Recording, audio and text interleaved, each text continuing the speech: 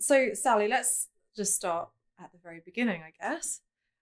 Please share a little bit about your childhood. Well, Daisy, it's very nice of you to invite me here. Thank you. Um, well, it was a typical sort of middle class 1950s upbringing. I was brought up on a farm in Wiltshire. And in the 60s, really, there was no career education for women, for girls. We were either expected to get married or be a nurse or be a secretary. And I just wanted to travel. And I wasn't academic. I was more artistic. I was good at music and art. And could have gone to art college, but my father wouldn't let me. I could have gone to university, but my father wouldn't let me. Girls don't go to university. And then my uncle, this is my uncle David Marks, who was very famous at the time. He was the David Beckham of his day. He played rugby for England, and he was also captain of the Harlequins for some years. Now, he introduced me to a girlfriend who happened to be a Norland nurse. Now, I'd never heard of Norland. Norland is the Norland Nursery Training College, and it trains young women, now men, boys, to be nannies. This girl who I met was traveling all around the world. And I'd always been good with kids. So I thought, right, that's what I'll do. So I applied to Norland. But first, I did a secretarial course. Always good to have that in the background, which is actually very true. I would recommend anybody do a secretarial course. So I did that in London, which is the first time I went to London. And I ended up actually working at the Marquee Club in Carnaby Street. And I was allowed to work in the cloakroom on Friday and Saturday nights, which is the best nights. And I met people like Eric Clapton. I saw Jimi Hendrix, Gino Washington, bands like that. And I met my first serious boyfriend, who was Chris Squire, who ended up being the bass player of Yes, but then he was in a different band. So that was my teenage years in London. After my training at Norland, I had two jobs, one with Georgia Brown, the jazz singer, and the next one with the Claytons. And I looked after Olaf and Alex, my two lovely boys. And I'm now a surrogate granny through them, which is lovely. I'm still in touch with the whole family, which is great. And then I wanted to do traveling. So I was able to get in my little sports car and drive off around Europe, youth hosteling with a friend. And again, my uncle comes into the story here because he told me to contact an old girlfriend of his who lived in Antibes in the south of France. So we contacted her, and she was working on the Cannes Film Festival. It was May. And through her, I met a French film producer who I fell madly in love with, and he with me. But I couldn't let my friend down. So we carried on traveling around Europe, and I ended up in Paris with the French film producer, Jean-Pierre Rassam. And we were living in a hotel in Paris, and I was meeting all his people he worked with, Jean-Luc Godard, Roman Polanski, people like that. And one evening we went to a party, and there were Mick and Bianca Jagger. Now, I have to say, I've never been a Stones fan, so I wasn't in the slightest bit interested in meeting them. But they came up to me because a Norland friend of mine was actually working at the family whose house this was. And she told them I was a Norland nanny. So they came up to me and said, "We want you to come and be our nanny." And Bianca was obviously pregnant. It was about 7 months at this time. This was August. And I said, no, I'm not interested. I'm happy with my boyfriend. I'm going to stay with him. Well, slowly but surely, I started getting fed up with Jean-Pierre and all his drama. Very dramatic, these Frenchmen. And Mick and Bianca, in the meantime, had been sort of keeping in contact with me. And I remember one day I was having tea with them on the terrace of L'Hotel, the hotel they were staying at. They were in the top suite. Mick said, "Oh, I've been in contact with Norland because my old girlfriend, Marianne Faithfull, when I was with her, we had a Norland nanny for her son, Nicholas. So I've written to Norland to ask if they could recommend another nanny. And this is the reply." And he showed me the letter from Norland, from the principal, who I knew well, saying, "Well, we'd like to recommend a nurse called Sally Arnold, and we're trying to find her." So it's at this point that you meet Mick and Bianca, you begin working for them, and life, I guess it becomes a whirlwind adventure from there on. What was it like working for them with a new baby, moving around so much? What was that like? Difficult, to say the least. There were no disposable nappies then. It was all terry toweling nappies, which all had to be washed by hand. And I had a big metal contraption for boiling bottles in. So first of all, I took the baby out of the hospital and we went to the apartment of Nathalie Delon. This was the ex-wife of Alain Delon, the very famous, gorgeous film star. And so there I was in my uniform, because I couldn't compete with these two beautiful women, Bianca Jagger and Nathalie Delon, absolutely two of the most beautiful women in the world. And there's little old me. So I wore my Norland uniform.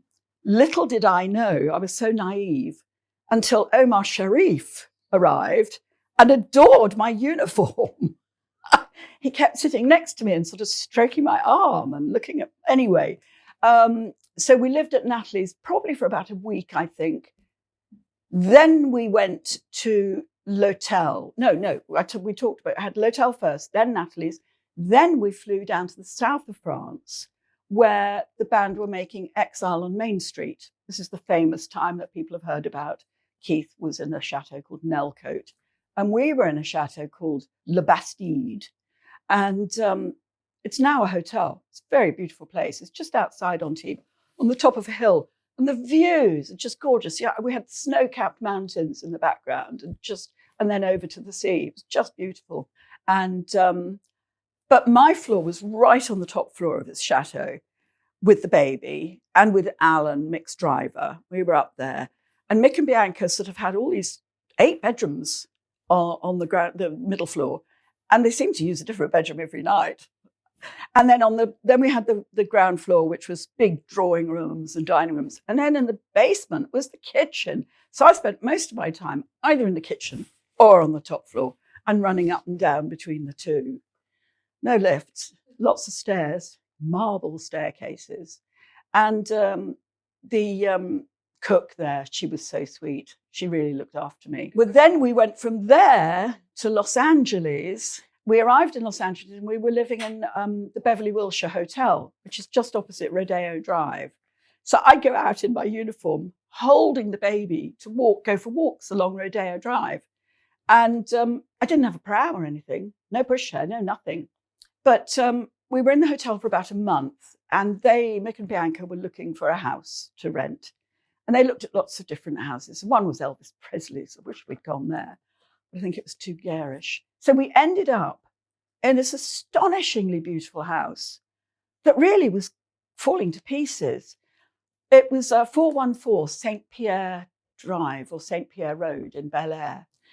And so we ended up in this house with, again, a lovely housekeeper, Rochelle, who I spent most of my time with her in the kitchen. And but it was riddled with ants. There were ants everywhere. And it had this huge garden going down in sort of tiers with pools and waterfalls. But the waterfalls were all switched off. It was too expensive. The upkeep was too expensive. And then this house we just had a gate, no electric or anything.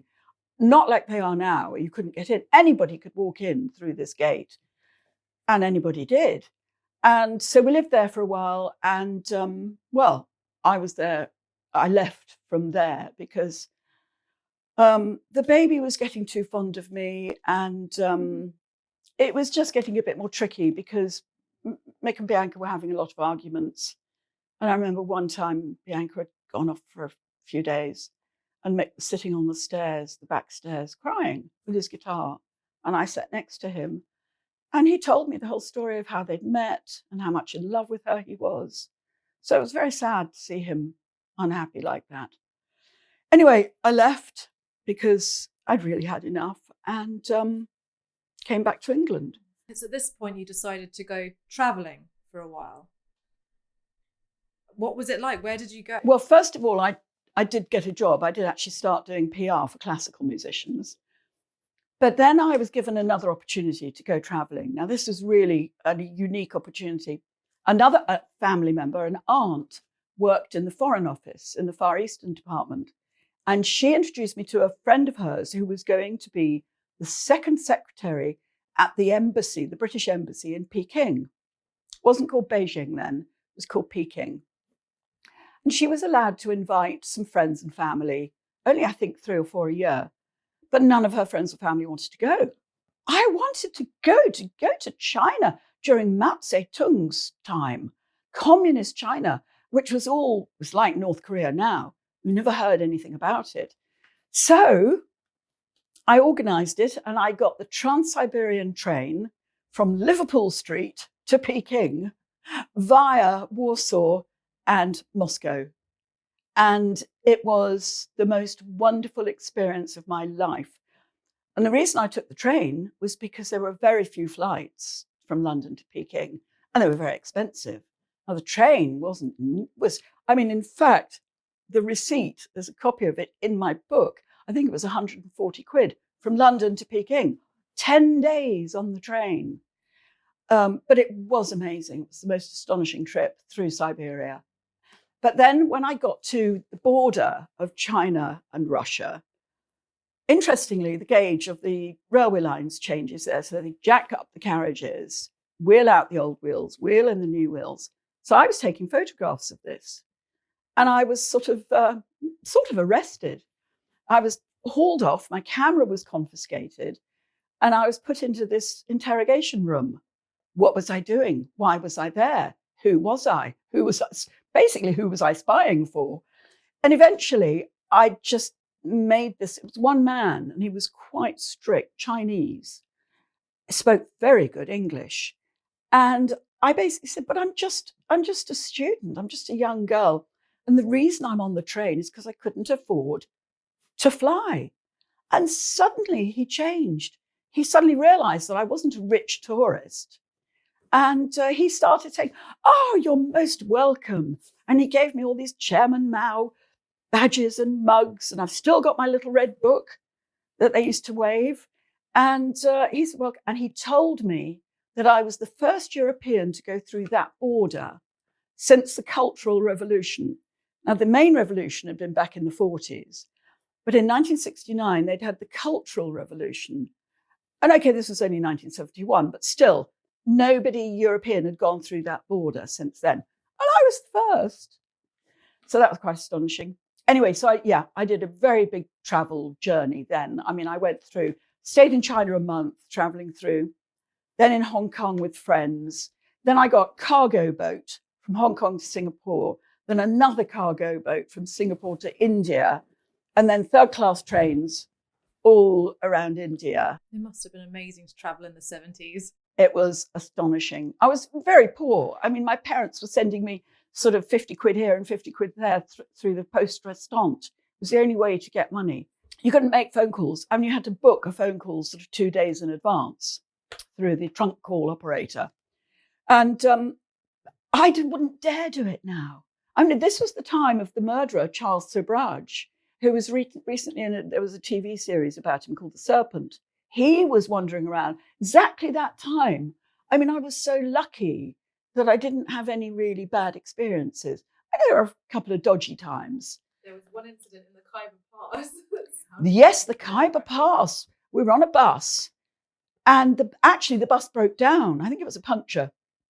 And suddenly we were on the hill. I mean, the Khyber Pass is all through the mountains, and we were on this really rocky road. And up the mountain towards us, we could see these men in tribal gear with guns and sticks running up towards us. And luckily, the driver just managed to get the car fixed, the bus fixed. And we raced off to see these men running behind us, shaking their guns. So it's around this time in your travels, Sally, that you contracted hepatitis A? I was going through Pakistan, Afghanistan, Iran, Turkey, and I had to have another cholera jab to get through Persia, Iran. And so I had, in the jungle in India, I went to a doctor who was boiling in a little pot a needle and a syringe. I had my nursing training, and he took the needle and the syringe out and he wiped the needle with cotton wool. I knew it was wrong. But I didn't dare, because I was young and he was a doctor. I didn't dare say anything. Anyway, got back to England, carried on doing my PR work for classical musicians. And this is for a company called Harris and Parrott, still going, wonderful people who run it. And I was looking after people like Andre Previn and Kyung Hwa Chung and Radu Lupu and Tom Allen, who are now, of course, the creme de la creme of the best musicians in the world. Anyway, then I got really poorly. I didn't realize what it was. And the doctor said, you've got to go to hospital. You've got hepatitis. And I begged not to go to hospital. He said, well, you've got to be in isolation. So I stayed with my parents. They got a little flat, self-contained flat at the top of their house. And I had to leave. Nobody could come and see me. I had to leave all my crockery and cutlery at the bottom of the stairs. And my mother had to wash them up separately. My sheets and towels had to be washed separately. So it was quite a serious thing. But that lasted about 3 months. I was very ill. Then I went back to London. And that's when Alan Dunn, Mick Jagger's assistant, contacted me and asked if I'd like to go and work for them. But why? That was my question. Why me? And he said, because all the band like you and all the wives trust you. Great, lovely. And it was the touring office of the Stones, the Who, Marsha Hunt, Golden Earring, the Herd, I think. I think we even had Jeff Beck in a few times. And it was run by two chaps, Pete Rudge and Bill Kirbishley. And Pete was moving to America to run a New York office and taking the secretary with him. And so Bill was looking for a secretary. And that's where I came in. Thank goodness for my secretarial training. And that I started working in New Bond Street in a lovely building where the Mark Bolan of T-Rex was on the ground floor and Pink Floyd were on the next floor. And then I was on the very top floors with the Stones and the Who and those other bands. And the first band I started working on was the Who. And I mean, I'll never forget Bill took me to a gig in Oxford. And I walked into the dressing room to be introduced to everybody. And there was a wardrobe. And there was this screaming and shouting coming from inside the wardrobe. Get me out of here, get me out of here. So I don't know if he'd been locked in, but there was Keith Moon, the drummer, the notorious drummer of the Who. And he bashed the wardrobe to pieces. And I was introduced to him. And he suddenly said, oh, my dear, how wonderful to meet you. So what was it like looking after the Who? Wonderful. I love those guys. Absolutely loved it. It was just amazing. And when I started, Bill soon realized that I was capable of organizing the tours on my own and being the tour manager. So he didn't come with me anymore. I went on my own. So that's when I really became, I was the first female tour manager in rock and roll. So I'd organise with the truck drivers routes to do the gigs in Europe and timings. And I would type out itineraries. And I gave copies of the itineraries to the wives and girlfriends. And Heather Daltrey, Roger Daltrey's wife, thanked me profusely. She said, nobody's ever done that for us before. Thank you. So I was actually really just using my common sense. Because I also put on all the itineraries that all the boys had, the phone number of the nearest doctor in each town. Mind you, not that I would have had to phone the doctor to bring the doctor in for them, which I had to do many times. The amount of times, Keith Moon was always sort of hurting himself, either bashing his drum kit around, or one weird experience I had with Keith, we were in Scotland and there was fog and we were fog bound. We couldn't get out of the airport.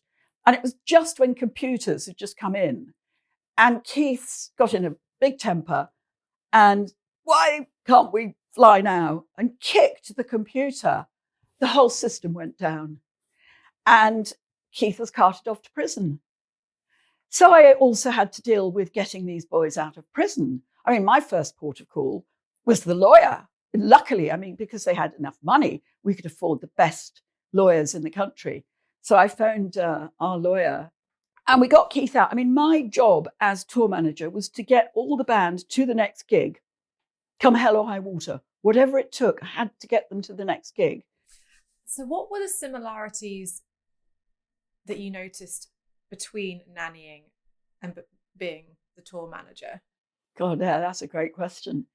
Well, actually, it was nannying overgrown kids. I mean, really, I was just bossing them around. Do this, do that, don't do that. And I was looked on, I think, as a sort of, well, when we get onto Lynyrd Skynyrd, they called me their den mother, which is like a sort of a house mother. It's sort of, they relied on me to look after them. And I did, I looked after every one of their needs. Well, not every one of their needs. Didn't get their drugs. I didn't sleep with them, but I would make sure that, everybody had a decent hotel room and, that everybody was on time at the sound checks and on time. I mean, I had to hunt people out from bars and restaurants and things, but it was hard work, but, I was good. I discovered I was really good at organizing. That's all it is. It's administration and organizing. And I discovered I was actually very efficient.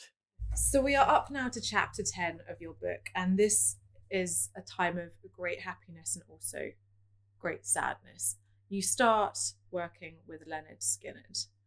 Please share a bit about that. I'd never really been a fan of rock music. My passion is classical music. But a friend of mine worked at MCA Records and gave me a whole pile of albums.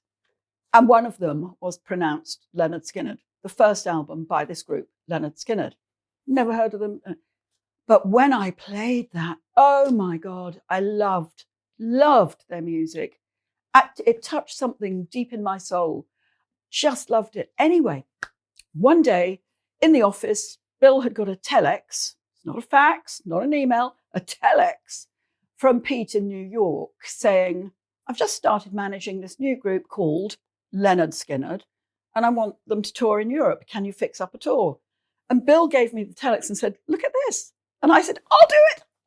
I love them. I'll look after them. And that's how it started. The first gig they came over, the first tour they came over for was 1974. I think it was January or February, middle of winter. These boys had never been out of America before. I mean, we were all young, but they were naive and young. And I had to meet them actually at the airport, at immigration, because I'd got the work permits, the actual physical work permits, which I had to show to the immigration people in the airport. And there were these gorgeous young men with long hair and big cowboy hats, just gorgeous. And so from the minute I first met them that day, it was as if we'd known each other in a previous life. There was something between us all. It was just like an immediate love affair without the sex. It was just, we adored each other. They were like my baby brothers. I just adored them, and especially Ronnie Van Zant, the lead singer. Yeah, so Skynyrd came over and then I tour managed every single one of their European tours until the plane crash in 1977. So I don't know how many tours that was. I've never counted up, 7 or 8 or something, I think. So you were having a wonderful time. You've made such incredible friends. You also met the love of your life, Dean Kilpatrick.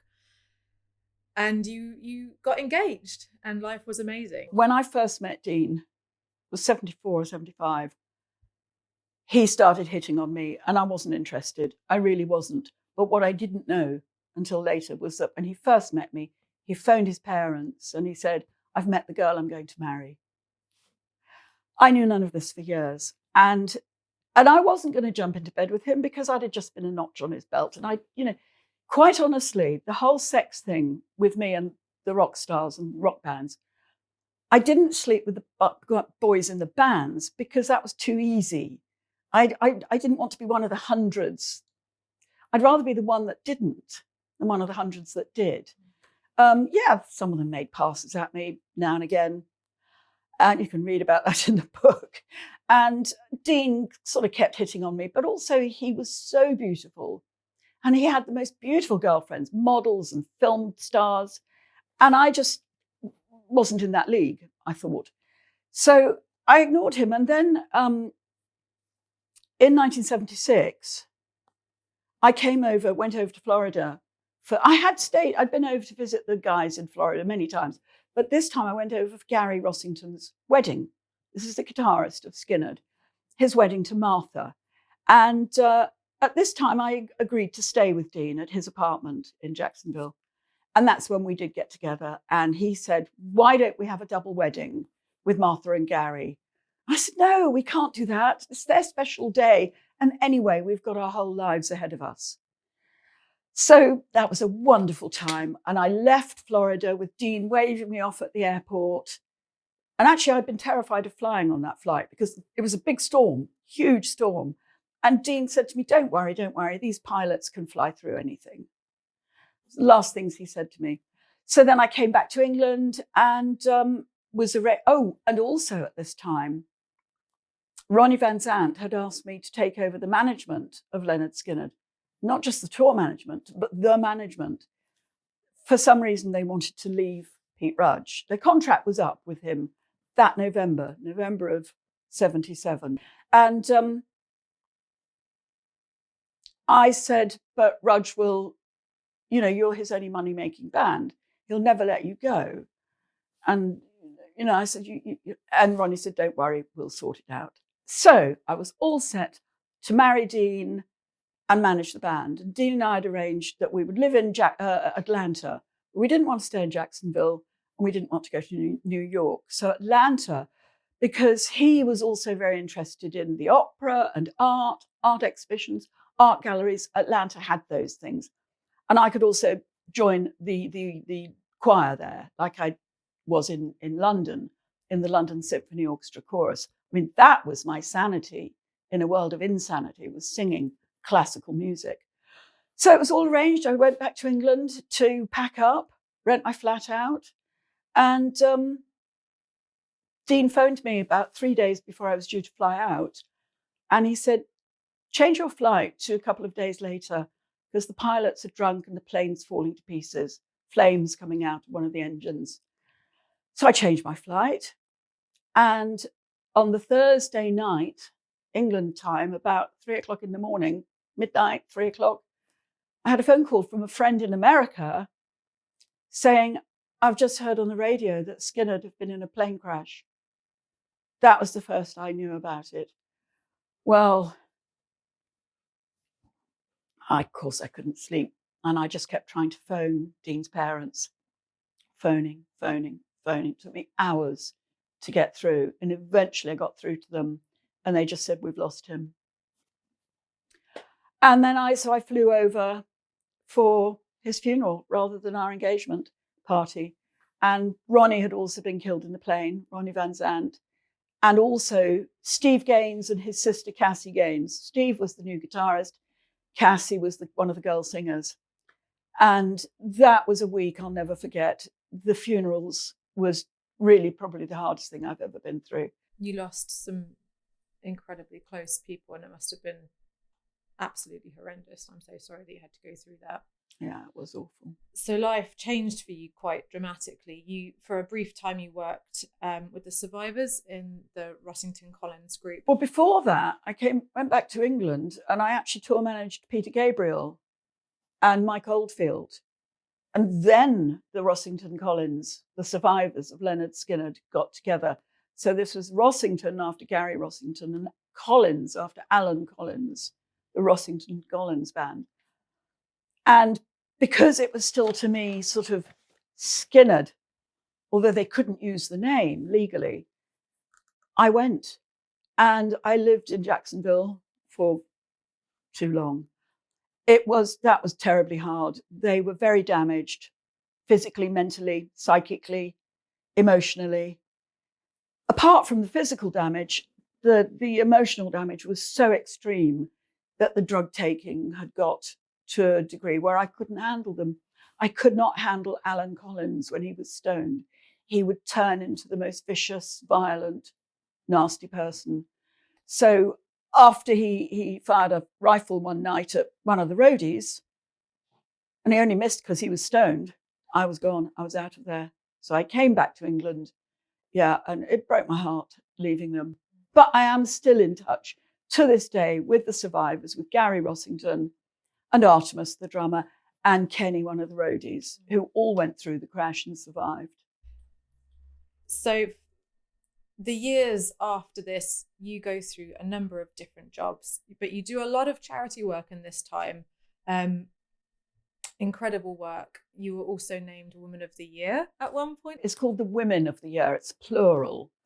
Quite a few women are nominated, and I was one of them in 1997. Yeah. That came about because I'd been asked to organise an event for Prince Philip, to organise his 75th birthday concert at the Royal College of Music. And the Duchess of Abercorn, who was the chairman of the charity it was in aid of, it's called Arts for Nature, this charity, an environmental charity. See, Prince Philip had many environmental charities over the years that people don't know about. He worked very hard in the environmental world, as did Ted Hughes, the poet laureate. He was there. So I put on these very, very high class, I mean, the Birmingham Royal Ballet. We had a male soprano from Russia. It was wonderful and hard work, and we made lots of money for the charity. Then I went on and I did quite a few events with Princess Diana. And there was one event especially where was special to me. We were sitting next to each other on the stage. She was just getting ready to do her speech. And she said, "Can you see the safety pin here?" And I said, "No, don't worry." And she said, "Is it all right that I'm not wearing tights?" You know, just typical girly chat. She was so sweet. And she always stayed longer at events. Then I also did an event with Prince Charles. It was a polo day, and very efficient, but he rushed off the minute the time was up. That was the difference between them. And then I did loads of other charity events for, well, the Core Trust, the Life Education Centres. I can't even remember them all. They're all in the book. And over the years, I did loads of events, yeah. And so I was made one of the Women of the Year because of my charity work, yeah. You've raised a lot of money for charity, and I think it's just really amazing how much you gave back after, Thank you. The work in the rock and roll industry. One of my proudest ones was being one of the co-founders of Comic Relief. I stage managed and organised all 4 of the first Comic Relief shows. They're in the book. They're not publicised because they weren't publicised. We were really trying things out at the time. But it was all the same people, like all the Not the 9 O'Clock News team and comedians, musicians, actors, ballet. And so I organised those. And I'm so proud now that Comic Relief has gone on to be such a force for good. Unfortunately, though, you were diagnosed with cancer. And since then, and after your recovery, you moved to Devon, where you have been. What do you get up to nowadays? Good question. Writing a book. No, I moved down here just after the chemotherapy in 2000. And it was breast cancer, and I had chemotherapy, and I was terribly ill after the chemo. I tried to go back to work, and I literally couldn't. My brain just wouldn't work. I now know it's a thing. It's called chemo brain. But I didn't know it then. I thought I was going mad. And I suddenly realised, once I realised what this was, the doctors told me, I couldn't ever go back to the work I used to do. I always needed to be really on the ball, really sharp. And that had gone, completely gone. So I actually just did loads of charity work, started down here doing lots of charity events. I'd help for nothing. I didn't want to be paid. I couldn't take the pressure or the responsibility of not being efficient enough. So, and I nursed my parents until they died and did all their probate. And then friends kept saying to me, "You should write a book." So then I started writing my book, which is now why we're here. Yes, absolutely. That's fantastic. So I just want to thank you so much for taking the time to chat to me today, Sally. Daisy. Oh, it's been such a pleasure, Daisy. Thank you. Thank you. And yeah, I will link all of your information in the description below. But please, anyone that's watching this, please buy Sally's book. It is such an exciting read. I couldn't put it down. And also a massive thank you to Rupert at Drift Records for allowing us to use his beautiful record store in Totnes. I will also link all of his information in the description below. And Jimmy Swindells, my amazing cameraman and one of my neighbours as well. Thank you for your help today. Thank you, guys.